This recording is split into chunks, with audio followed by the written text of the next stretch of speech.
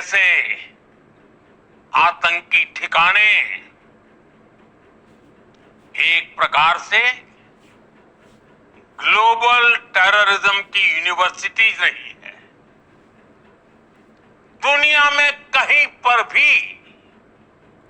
जो बड़े आतंकी हमले हुए हैं, चाहे 9/11 हो, चाहे लंदन ट्यूब बॉम्बिंग हो, वर्ल्ड ट्रेड हो, या भारत में दशकों से जो बड़े बड़े आतंकी हमले हुए हैं, उन सब के तार कहीं ना कहीं आतंक के इन्हीं ठिकानों से जुड़ते रहे हैं। आतंकियों ने हमारी बहनों का सिंदूर उजाड़ा था, इसलिए भारत ने आतंक के ये हेडक्वार्टर्स उजाड़ दिए। भारत के इन हमलों में 100 से अधिक खूंखार आतंकवादियों को मौत के घाट उतारा गया है। आतंक के बहुत सारे आका बीते 2.5-3 दशकों से खुलेआम पाकिस्तान में घूम रहे थे, जो भारत के खिलाफ साजिशें करते थे। उन्हें भारत ने एक झटके में खत्म कर दिया। भारत माता की जय। साथियों, भारत की इस कार्रवाई से पाकिस्तान घोर निराशा में गिर गया था, हताशा में गिर गया था, बौखला गया था। और इसी बौखलाहट में उसने एक और दुस्साहस किया। आतंक पर भारत की कार्रवाई का साथ देने के बजाय पाकिस्तान ने भारत पर ही हमला करना शुरू कर दिया। पाकिस्तान ने हमारे स्कूलों, कॉलेजों को, टारगेट गुरुद्वारों को, मंदिरों को, सामान्य नागरिकों के घरों को निशाना बनाया। पाकिस्तान ने हमारे सैन्य ठिकानों को निशाना बनाया। लेकिन इसमें भी पाकिस्तान खुद बेनकाब हो गया। दुनिया ने देखा कि कैसे पाकिस्तान के ड्रोन्स, पाकिस्तान की मिसाइलें ध्वस्त कर दी गई भारत की के तरफ से। सामने तिनके की तरह बिखर गई। भारत के सशक्त एयर डिफेंस सिस्टम ने उन्हें आसमान में ही नष्ट कर दिया। पाकिस्तान की तैयारी सीमा पर वार की थी, लेकिन भारत ने पाकिस्तान के सीने पर वार कर दिया। भारत के ड्रोन्स, भारत की मिसाइलों ने सटीकता के साथ हमला किया। पाकिस्तानी वायुसेना के उन एयरबेस को नुकसान पहुंचाया, जिस पर पाकिस्तान को बहुत घमंड था। भारत ने पहले 3 दिनों में ही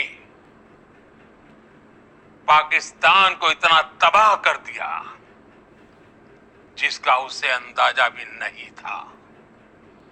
इसलिए भारत की आक्रामक कार्रवाई के बाद पाकिस्तान बचने के रास्ते खोजने लगा। पाकिस्तान दुनिया भर में तनाव कम करने के लिए गुहार लगा रहा था, और बुरी तरह पिटने के बाद इसी मजबूरी में 10 मई की दोपहर को पाकिस्तानी सेना ने हमारे डीजीएमओ को संपर्क किया। तब तक हम आतंकवाद के इंफ्रास्ट्रक्चर को ध्वस्त कर रहे थे। बड़े पैमाने पर तबाह कर चुके थे। आतंकियों को मौत के घाट उतार दिया गया था। पाकिस्तान के सीने में बसाए गए आतंक के अड्डों को हमने खंडहर बना दिया था। इसलिए जब पाकिस्तान की तरफ से गुहार लगाई गई, पाकिस्तान की तरफ से जब ये कहा गया कि उसकी ओर से आगे कोई आतंकी गतिविधि और सैन्य दुस्साहस नहीं दिखाया जाएगा, तो भारत ने भी उस पर विचार किया। और मैं फिर दोहरा रहा हूं, हमने पाकिस्तान के आतंकी और सैन्य ठिकानों पर अपनी जवाबी कार्रवाई को अभी सिर्फ स्थगित किया है। आने वाले दिनों में हम पाकिस्तान के हर कदम को इस कसौटी पर मापेंगे कि वो क्या रवैया अपनाता है। साथियों, पाकिस्तान पे भरोसा मत कीजिए भारत की प्रधानमंत्री। तीनों सेनाएं, हमारी एयरफोर्स, हमारी आर्मी और हमारी नेवी, हमारी border security force BSF, Bharat के अर्धसैनिक बल लगातार अलर्ट पर है।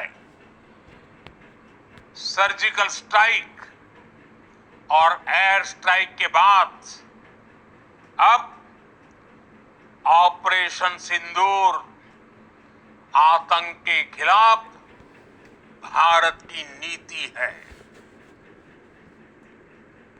ऑपरेशन सिंदूर ने आतंक के खिलाफ लड़ाई में एक नई लकीर खींच दी है, एक नया पैमाना, न्यू नॉर्मल तय कर दिया है। पहला, भारत पर आतंकी हमला हुआ तो मुंह तोड़ जवाब दिया जाएगा। हम अपने तरीके से, अपनी शर्तों पर जवाब देकर रहेंगे।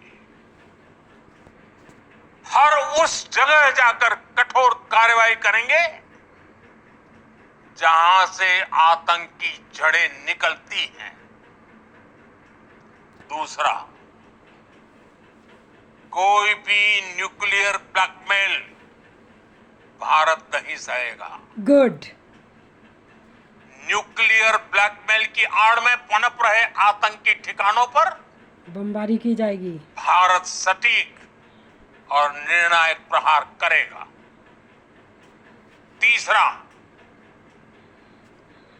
हम आतंक की सरपरस्त सरकार और आतंक के आकाओं को अलग अलग नहीं देखेंगे। वाह। ऑपरेशन सिंदूर के दौरान दुनिया ने पाकिस्तान का वो घिनौना सच फिर देखा है, जब मारे गए आतंकियों को विदाई देने पाकिस्तानी सेना के बड़े बड़े अफसर उमड़ पड़े। स्टेट स्पॉन्सर्ड टेररिज्म का ये बहुत बड़ा सबूत है। बिल्कुल।